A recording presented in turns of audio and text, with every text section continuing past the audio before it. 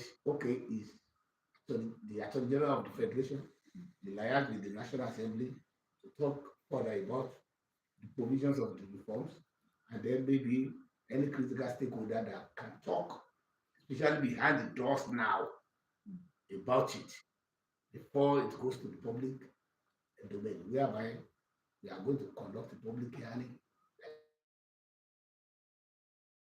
You know, call for memorandum, call for presentation of ideas, and then come in person at the given date.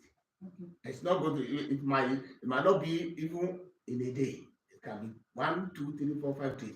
We don't bother. We don't mind not to do a critical list. And we know that more than 50 years, the tax regime of Nigeria needs to be reviewed. We all know that one. We all know that because it's just like everybody knows and wants to go to heaven, but nobody wants to die. So the thing is that we all know that we need a reform, especially the tax regime of Nigeria. We need a reform. So, but even when we know that we all accept that we need a reform, so we have to bring in everybody to maybe contribute his or her own voice to the reform that we want to put into the tax reform bills. So we don't want it to be like the executive just wake up one day and say that, oh, we want to do reforms, and then they just pass it on to the legislature, and then the legislature just wake up and the other day and say that, oh, we have passed it, and then it has become no. It's not going to be like that. So that's why we are not going to do a critique. We are not going to take it clause by clause and start debating it on television, and we are not going to get to any radio station and then at the studio try to debate it and then foreclose the voices of Nigerians on the issue of tax reform. Okay, Senator, but then as a core member of the ruling party, that's the APC, but of course this is one of the renewed hope agenda of President Bola Ahmed Tinubu.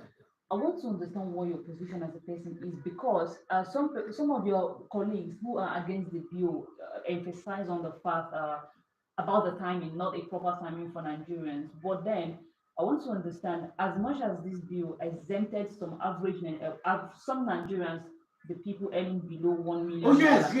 Do you think these reform bills are necessary? Really, personally for me, without speaking on behalf of the Senate, personally for me, yes, I think that the reforms are very necessary.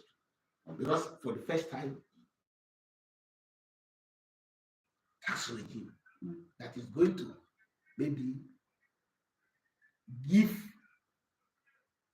tax exemption to low income and those ones, and the minimum wage will not be paying tax. And when you look at the other provision that any business that is not up to 50 million will not be paying tax, then definitely it is a very, very good opportunity for Nigerians who are low income earners, those ones that are going to business, private business, personal businesses that are below a certain amount of money and input will not be paying tax. Then definitely, because if we say that the populace of Nigeria consists about maybe 70 or 80% of those people who are just within that kind of range. Then if we have a regime of taxation that can protect those people, then nobody will say it is not very good, that is not popular, it is not populist. I think that's a very, very good policy from any government. And besides that, when we say that we want to harmonize and make sure that taxation in Nigeria of the local government, the taxation regime, that of state, that of federal government. Because at times when you even move to some states, you see local government take a tax, state take a tax, federal government take a tax on the same matter. So definitely, if you have a system whereby we are going to harmonize that, and then it means that you will only pay tax only at once. Everything